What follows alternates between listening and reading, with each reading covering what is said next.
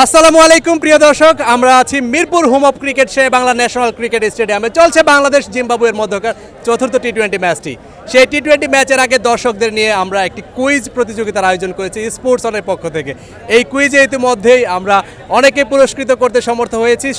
So আমরা দেখে নেই এ পর্যায়ে স্পোর্টস সম্পর্কে, ক্রিকেট সম্পর্কে কাদের মেধা রয়েছে প্রবল। সেই পরীক্ষায় আমরা প্রথম প্রশ্নে চলে যেতে চাই। প্রথম প্রশ্নটি হচ্ছে আপনাদের সবার জন্য উন্মুক্ত। সবাই হাত তুলবেন। প্রশ্নের নিয়ম হচ্ছে সবাই হাত তুলবেন যারা অ্যান্সার করতে চান। হাত তুলে আমি একজনকে সিলেক্ট করব, সে প্রথম থেকে অ্যান্সার করবেন। সো যিনি প্রথম 5টি প্রশ্নের উত্তর সঠিকভাবে দিতে পারবেন তার জন্য থাকবে একটি পাঞ্জাবি উপহার স্পোর্টসনের পক্ষ থেকে। আর যিনি 2টি প্রশ্নের উত্তর দিতে পারবেন তার জন্য থাকবে একটি চিপস উপহার। সো আমরা কিন্তু এখন শুরু করতে পারি। প্রথম প্রশ্ন, বাংলাদেশের টেস্ট স্ট্যাটাস কত সালে লাভ করেছিল? একমাত্র হাত তুলেছে, আমরা তার মুখে শুনতে চাই। আপনার নামটি কি? ফারুকি আজম বাবু। বাবু, জি, আমরা বাবুর মুখ থেকে শুনতে চাই বাংলাদেশ টেস্ট স্ট্যাটাস কত সালে লাভ করেছিল? 2000 সালে। বাংলাদেশ 2000 সালে টেস্ট স্ট্যাটাস লাভ করেছিল। সো প্রথম প্রশ্নের উত্তর হচ্ছে সঠিক।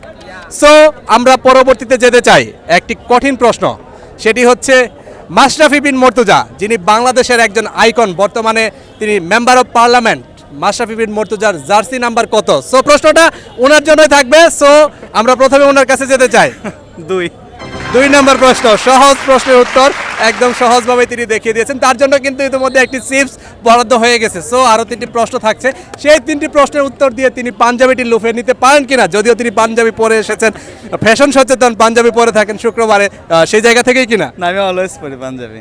অলওয়েজ পাঞ্জাবি পরেন বাবু। সো বাবু যদি বাকি 3টি প্রশ্নের উত্তর দিতে পারে সেটি কিন্তু আমাদের জন্য ভালো, তার জন্য ভালো, যেহেতু তিনি সবসময় পাঞ্জাবি পরেন। স্পোর্টসনের পক্ষ থেকে তার জন্য থাকবে একটি পাঞ্জাবি উপহার। 3 নম্বর প্রশ্নে যেতে চাই। বাংলাদেশের টেস্ট অভিষেকেই একজন খেলোয়াড় সেঞ্চুরি করেছিলেন, তার নাম কি? আমিনুল ইসলাম বুলবুল। তিনি কত রান করেছিলেন? 145-42। খুব চমৎকার উত্তর, 3টি প্রশ্নের সঠিক উত্তর। নেক্সটটা কিন্তু প্রশ্ন ছিল না, সেটা কিন্তু আমি জানার জন্য জিজ্ঞেস করছি। সো 3টা প্রশ্নের সঠিক উত্তর। আমিনুল ইসলাম বুলবুল সেঞ্চুরি করেছিলেন বাংলাদেশের হয়ে। 2007 সালে বাংলাদেশ, 2003 সালে বাংলাদেশ বিশ্বকাপে কোন পর্যায় পর্যন্ত খেলেছিল? ফার্স্ট রাউন্ডে বিদায় হয়ে গিয়েছিল। 2003 সালে কি ফার্স্ট রাউন্ডে বিদায় হয়েছিল? শিওর? আচ্ছা, ঠিক আছে। সো 4টা প্রশ্ন হেরে গিয়েছিল বাংলাদেশ। একদম খুব ভালো একজন ক্রিকেট ভক্ত। 4টি প্রশ্নেরই কিন্তু সঠিক উত্তর দিয়েছেন বাবু। সো আরও একটি প্রশ্ন রয়েছে এই বাবুর জন্য। বাবু, এই প্রশ্নটা কি একটু সহজ হবে নাকি একটু সহজ করে করেন? 4টা যেহেতু পারছি, এটাও যেতে পারি। সহজ করলে কি আমার জন্য কোনো ঘুষ টুস থাকবে? আমার জন্য কিন্তু কোনো ঘুষ থাকবে না, বাবু কিন্তু এনশিওর করেছেন। সো প্রশ্নটা সহজ না কঠিন সেটা কিন্তু আপনাদেরকে জেনে নিতে হবে। সো আপনার কাছে একটা প্রশ্ন আমরা এই মুহূর্তে করতে চাই। বাংলাদেশ নিয়ে করব নাকি আন্তর্জাতিক ক্রিকেট নিয়ে করব? বাংলাদেশ নিয়ে। বাংলাদেশের একজন খেলোয়াড় যিনি 10 নম্বরে নেমে সেঞ্চুরি করেছিলেন? আবুল হাসান রাজু। আবুল হাসান রাজু সঠিক উত্তর। তার জন্য থাকছে একটি পাঞ্জাবি উপহার। বাংলাদেশের একজন খেলোয়াড়, বিশ্বের মধ্যে একজন বিরল রেকর্ড করেছিলেন আবুল হাসান রাজু। তিনি যে সেই সেঞ্চুরি করেছিলেন তারপরেই কিন্তু বাংলাদেশ দল থেকে হারিয়ে গিয়েছেন। বাবু, আপনার এই স্পোর্টসনের পক্ষ থেকে একটি পাঞ্জাবি উপহার পাচ্ছেন, কেমন লাগছে? খুব ভালো লাগছে, অনেক ভালো লাগছে, বুঝাইতে পারবো না, যেহেতু আমি অলওয়েজ পাঞ্জাবি পরি। পাঞ্জাবির সাইজটা যদি না হয় আপনি আমাদের সাথে যোগাযোগ করে একটা বড় সাইজের পাঞ্জাবি নিয়ে নিতে পারেন, কোনো সমস্যা নেই। সো বাবু, স্পোর্টসনের পক্ষ থেকে আপনার জন্য থাকছে একটি পাঞ্জাবি উপহার।